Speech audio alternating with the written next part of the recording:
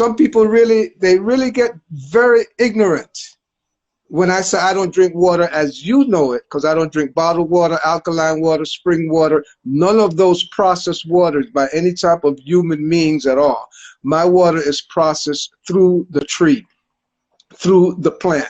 You know, look at the marvelous technology that nature brings to us with the harmonics of the sun, the trees, you know, the earth, and the water flowing in the bosom of Mother Earth.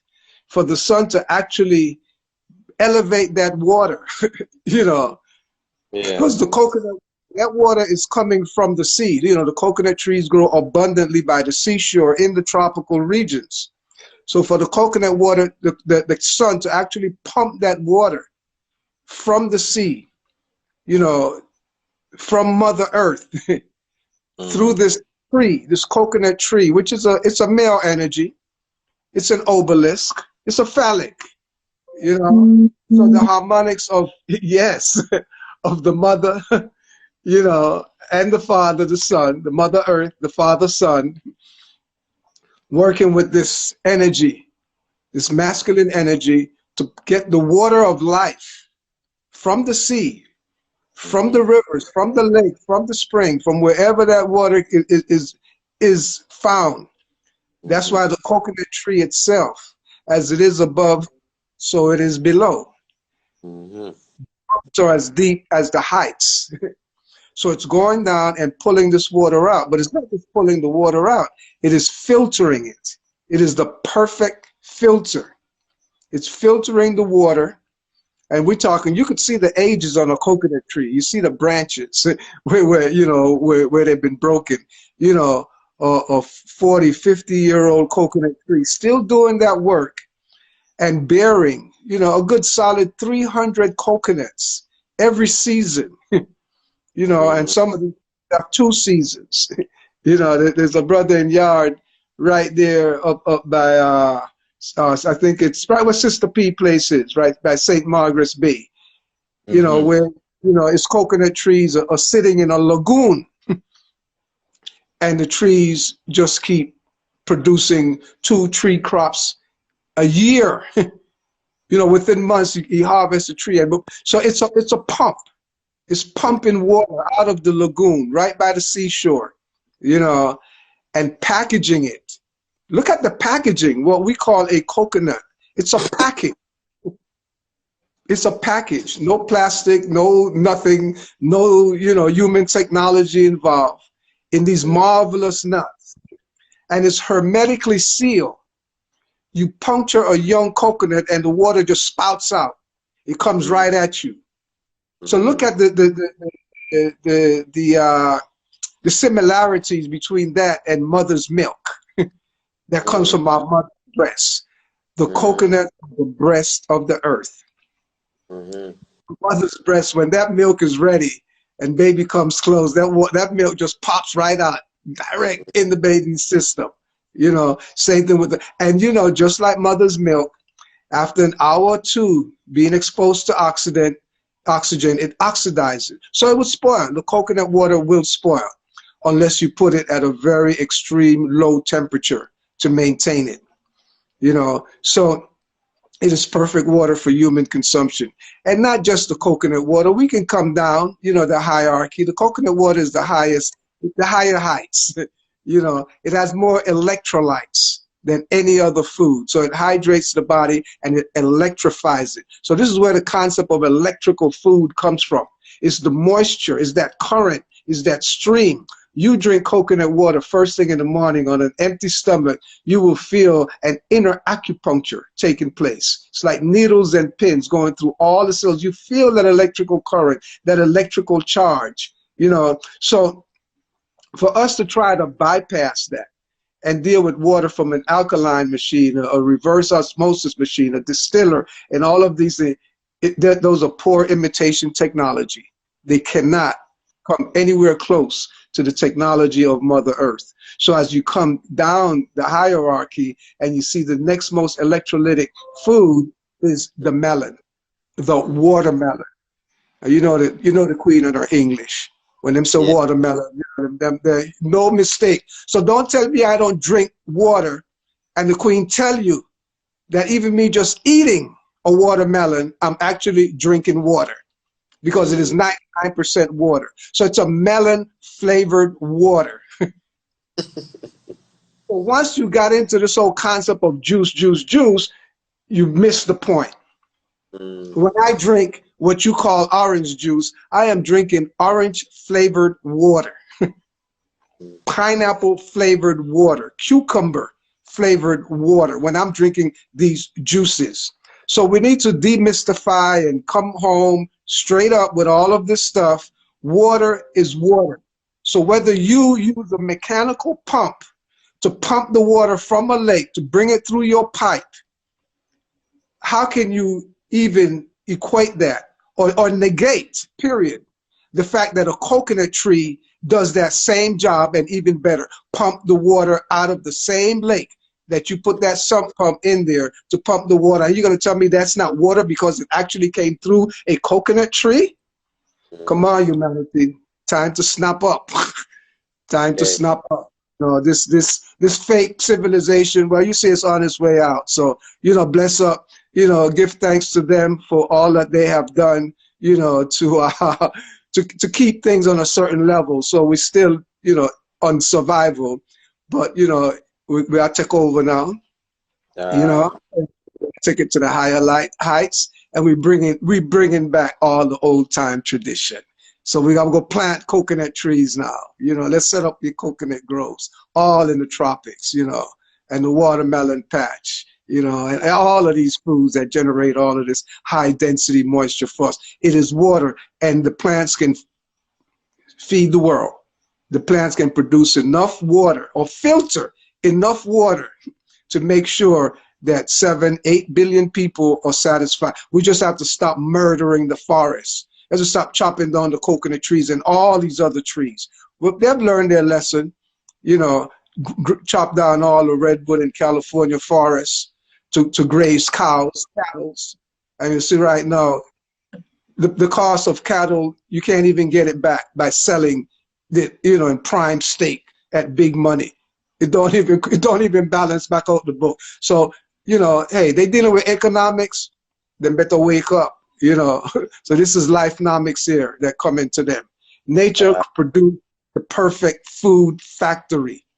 Okay, just let one of them coconuts sit right there after it drop, and you see it sprout, and another coconut tree come up, and tons of them come up constantly. Another watermelon vine come up, another orange vine, so on and so forth. Okay, well, that answers that question, so thank you very much. The next question that was asked was, which I think that you would answer, which...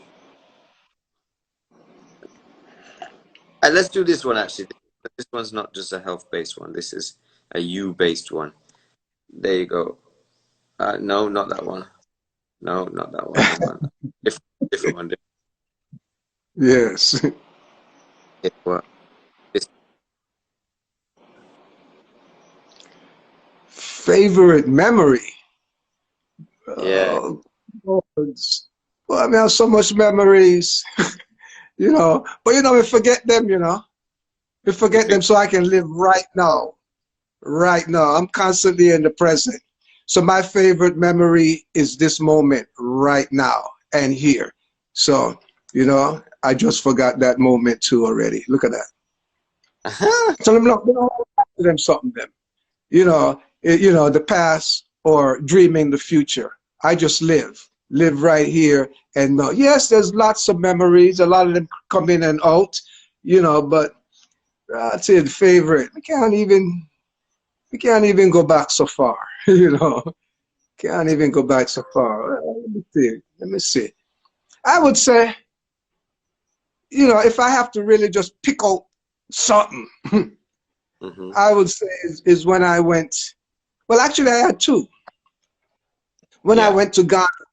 When I went to Ghana in 1972. Wait, what is this thing doing? Sorry, wait. Hang on. Wait, I'm trying to work out. There we go. Sorry about that. All right, you're saying when you went to Ghana in 1970. First trip to Africa in 1972. I went to Ghana as a student, you know, study abroad. You know, so I was on a program where we, you know, I was part of a dance troupe. So we went to dance with the national dance troupe of Ghana, Togo, and Dahomey at the time, you know, which you call, I think, Benin now, you know, and Nigeria. So we went to those four countries for 3 months, spend the time there. But, you know, within the first week that we get there, it was Kwame Nkrumah's funeral. So I had the honor of attending Kwame Nkrumah's funeral, one of my big heroes, you know, Africa for the Africans, those at home and those abroad, you know. So it's amazing, you know, the works of Marcus Garvey that he took on to a whole nother level. And then in 1978, you know, when I was in Tanzania, I was up there in the Kilimanjaro, Masai Mountain, when the war broke out with Idi Amin. You know, I had to leave Tanzania, and somehow or the other, I made it into Kenya. And the day after I arrived in Kenya, it was the day of the burial of the Mau Mau, Jomo Kenyatta. So I don't know, you know, those are things that would kind of stick in my mind, you know, real historical memory moments. You know, but in terms of a lot of the other moments, you know, them just come and go because there's been so many, you know, 72 years, you know, it's a lot of memory to hold on to, you know, but it's about living now. This is where I'm at, you know, this is where I try to maintain myself, you know, in the present, here and now, and just cherishing this moment with you right now, you know.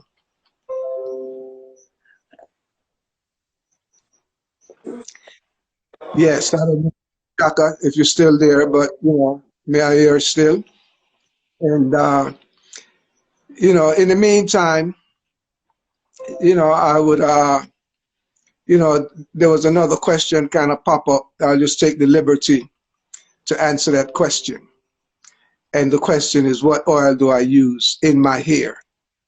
You know, so if this note is still being broadcast, the oil that I use in my hair is the same oil that I use on my food. You know, what I put on my hair is what I eat, you know. So, but most of the time I don't put oil in my hair because what I eat normally lubricates my hair. So I find that it's really not necessary. My primary oil, internal oil that I consume is fresh coconut cream. I juice the mature coconut and make fresh coconut cream.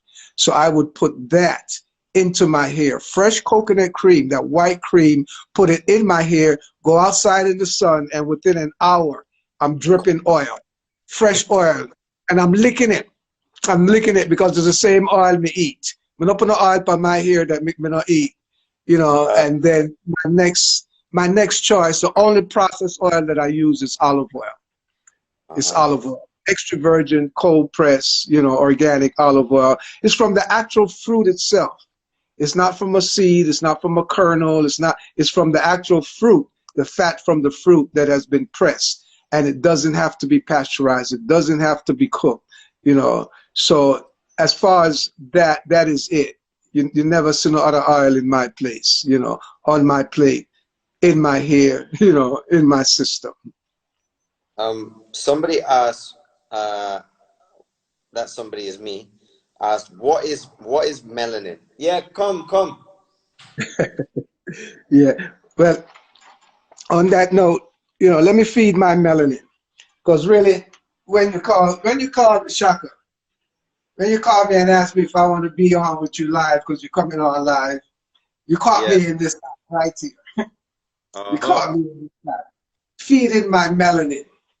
You know, feeding my melanin. It's about sunshine.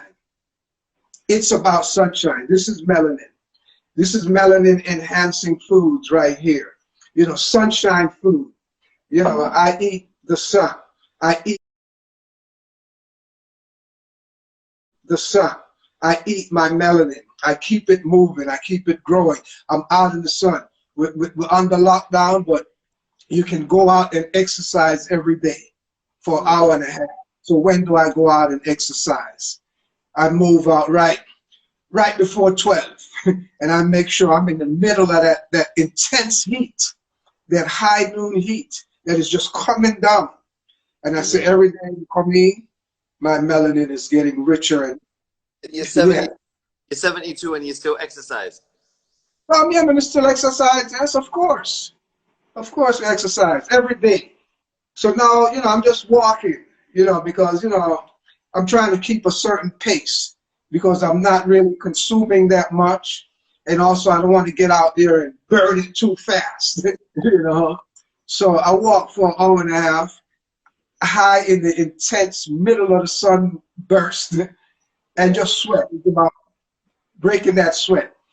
You know, and I broke my fast on Wednesday.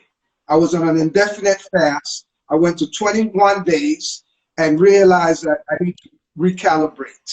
You know, I need to make this fast on a higher level. You know, so I broke it on Wednesday. So I've been eating. You know, I ate yesterday, today, Thursday. So I was about to put together this meal right here. So while we talk, I'm going to continue. I'm going to continue with the process while we're here. And yes, you know, I didn't make the coconut oil. I have my mature coconut here. Yeah, I didn't make the coconut cream. This is what I make it from. So I'm using the olive oil. Okay, and you see the olive oil. You know, it's in a black bottle. Black. Because olive oil, if it's exactly what it says on the label that you think you're buying, extra virgin cold pressed olive oil, if it's cold pressed and if it's in a light bottle that the sun, the light, not even just the sun, but even artificial light can penetrate that bottle, that olive oil is going to go rancid. So you're going to see your olive oils that are cold pressed, they're in tins even. Dark bottle, amber bottle, green bottle. But when you see one in a black bottle, you know, it really, really serious extra virgin, serious cold, and they don't want you to spend all this good money and the thing will go spoil. You know? Okay.